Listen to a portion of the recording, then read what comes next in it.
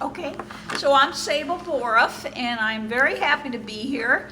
I'm going to talk today about the very mysterious and very famous Stonehenge in England, which is really one of the great mysteries of the ancient world and the modern world, because we still don't really know.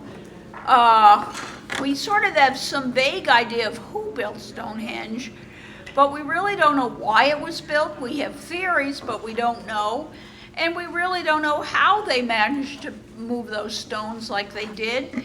They had no metal and no wheels, no carts or anything.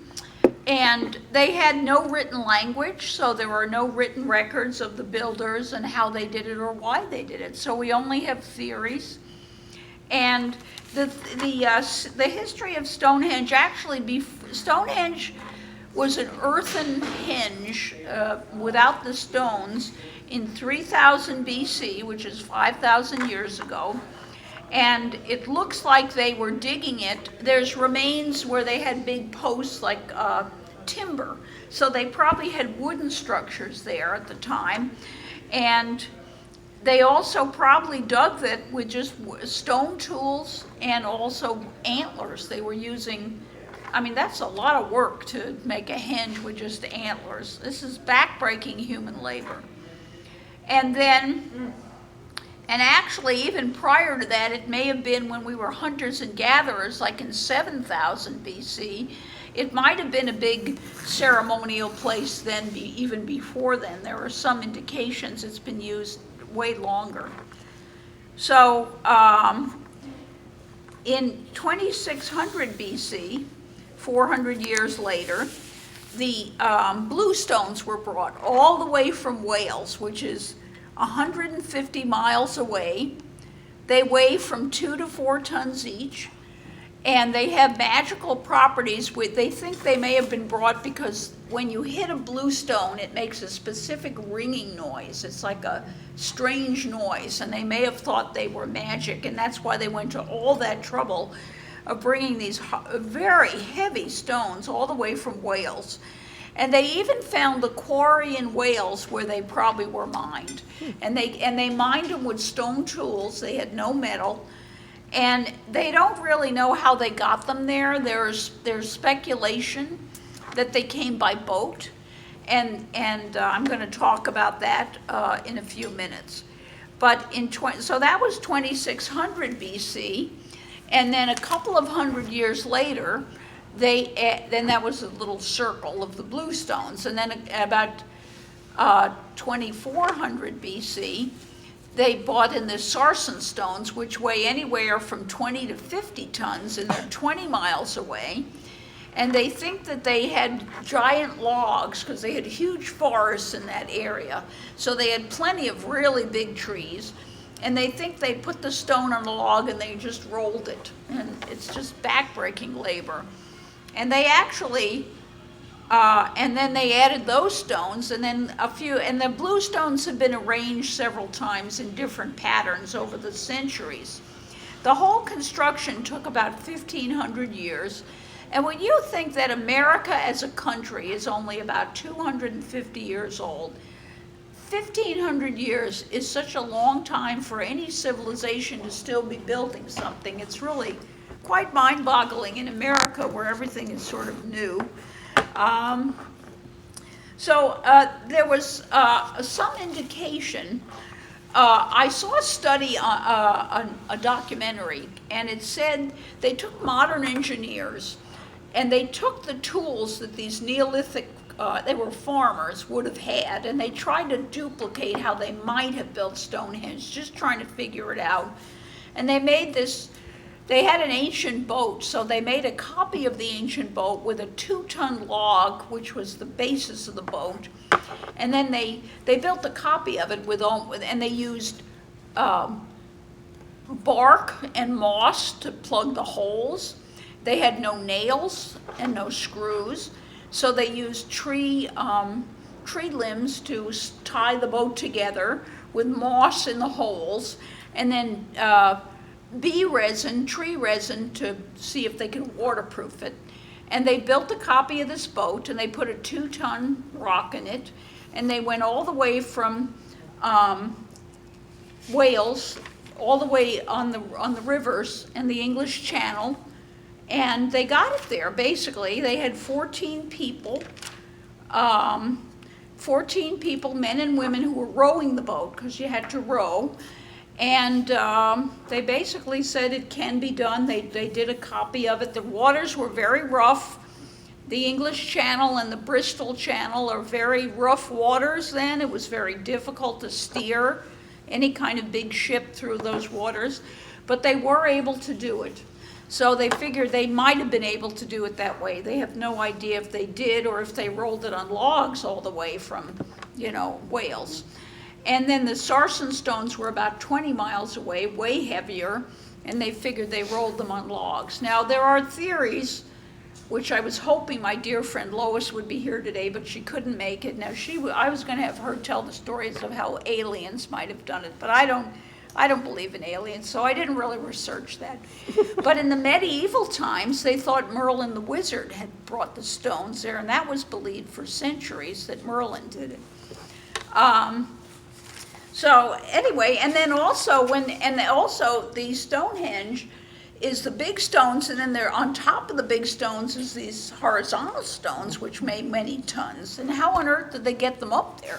So they did A-frames, they did lever, they got ropes and a tree, and it's very hard for me to describe this, but they had people pulling on a lever, and they raised the stone up, and then they put wood underneath the stone, and then they raised it up more and put more wood under there until it was the right height, and then they settled it on top, and then they took the wood away, and they thought maybe that's how they got the stone there. It's sort of difficult to describe, and I don't have any pictures. But they did try that, and it did work. So they're thinking maybe that's how they did it. They're only guessing. And but it was backbreaking labor. It indicates that Europe at that time was it was settled. There was a lot of trade in between Scotland and Wales and northeast England, and there was a big community of people who were all, working together and trading with each other, which they, didn't really realize. Now, the other thing I wanted to talk about was the people that built Stonehenge. They don't know why it was built. Now, people probably know the Stonehenge is set up so that the winter solstice and the summer solstice, the sun is right over the monument. And they think that was probably deliberate. In ancient times, the winter solstice, which is the shortest day of the year, the day the sun shines the very least, was a big deal in the ancient world because they needed the sun to come back so they could plant their crops and grow. So they had ceremonies in every country in the world, including America, on the winter solstice to make sure the sun comes back. In ancient times, they really believed that if they didn't do their ceremonies, maybe the sun wouldn't come back. So it was very, very important, and they think possibly that's one of the ceremonial things that went on at Stonehenge. And also they have found that there were a lot of bodies cremated there. There's some indication there was some human sacrifice at some point, but they also may have been a way to celebrate the dead, and they would bring their dead. Some of the bodies that have been found at Stonehenge came all the way from Wales also. So they brought their dead, all the way from Wales to bury them there because it was obviously very important to them. And the people in England, they had the native people there who were probably mostly white-skinned, but they also had a big influx of people from the Mediterranean who were olive-skinned and dark-haired. And there was even they found even one person who had and they did a facial reconstruction on the guy, an ancient corpse, from that time period. And they did DNA on the guy, and he had dark skin and blue eyes, which is very unusual. So it may have been quite a mixture of people that were going there because the continent was going into England and taking over and supplanting and mixing with the native people. So there were possibly several races of people that had to be building and working together to do this. So And so that was very interesting. So now one thing is, they have found the Hidden Landscape Project, which is also a documentary, another documentary. They did a map under Stonehenge with radar, a certain kind of radar that goes under the ground, and it revealed a whole bunch of other structures that are underneath Stonehenge that are even older, that were probably wooden structures.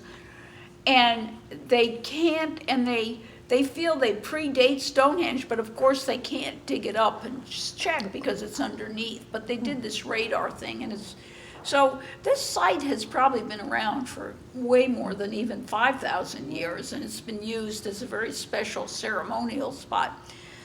People think the Druids built Stonehenge, but that's actually not true. The Druids were 1,000 to 2,000 years after Stonehenge was completed, although they probably used it for their ceremonies. And so that was interesting. Now, one thing they did was, and this is my favorite part of Stonehenge, is the parties that they had there. I mean, these were barbecues that were unbelievable. There were pig bones there, which was from them eating them in the trash dumps. Thousands of pig bones and cattle. And they can tell by the pig bones what area of the world they came from the, the strontium 90 or whatever in their bones. I'm not quite sure, but they can tell. And those pigs came all the way from Scotland and Wales. And those poor pigs had to walk all the way 150 miles from Scotland and Wales. There were plenty of pigs locally, but apparently it was bring your own pig. And they had to bring their pigs to this party. And there was feasting, there was drinking, there was probably music, and carousing, and God knows what else. But and also they discovered all these pig bones, and they also discovered a lot of pig bones where the builders of Stonehenge were living, probably, which is a short distance away. And they were very well fed. They normally in that area didn't eat meat that much, but boy, when they had a feast, they ate a lot of meat. And these workers ate a lot of meat. So they were probably pretty well treated and probably not slaves. Mm-hmm. And it was possibly even prestigious to work on the monument. And so at these parties, they also had,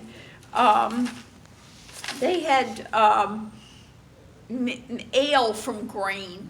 So not only did they have barbecue, but they had liquor. They were able to get and ale. they didn't have any hops, but it was made from malt and barley. And it was fermented and probably got you a little bit drunk. So they were doing, and they've discovered traces of that in some of the pots that they've found. So, and they estimate that there may have been at one time at Stonehenge 4,000 people feasting and partying and doing whatever they were doing there. I'm saying you can, and they would light bonfires, and it was quite a sight. And I thought it was interesting. The oldest alcoholic beverage is 7,000 BC, which predates this. In China, they had alcohol made from rice and grapes and honey in China.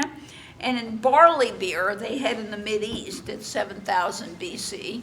And in ancient Egypt, they had beer also. And beer was a popular drink because a lot of the water at this time was not good to drink. And it was filled with refuse. They didn't keep things clean. So it was actually safer to drink beer because the alcohol killed some of the germs. So people, they were drinking that and carousing and having a good time.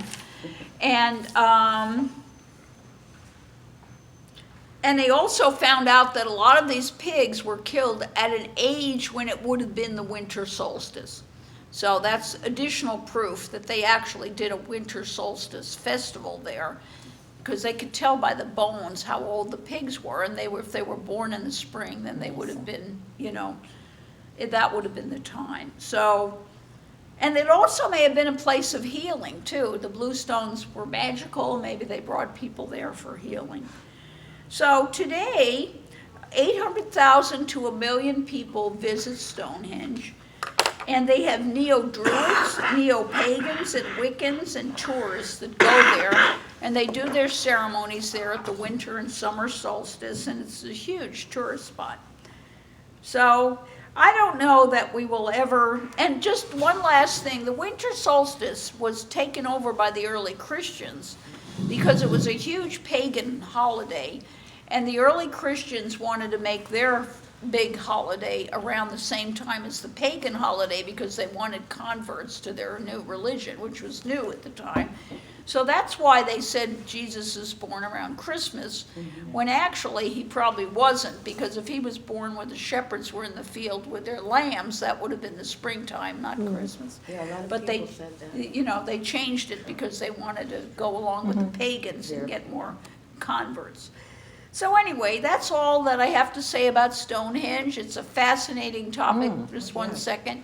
And I'll be happy to take questions and further discussion, and you can turn off my phone now. How do I turn it off? All right. And edit.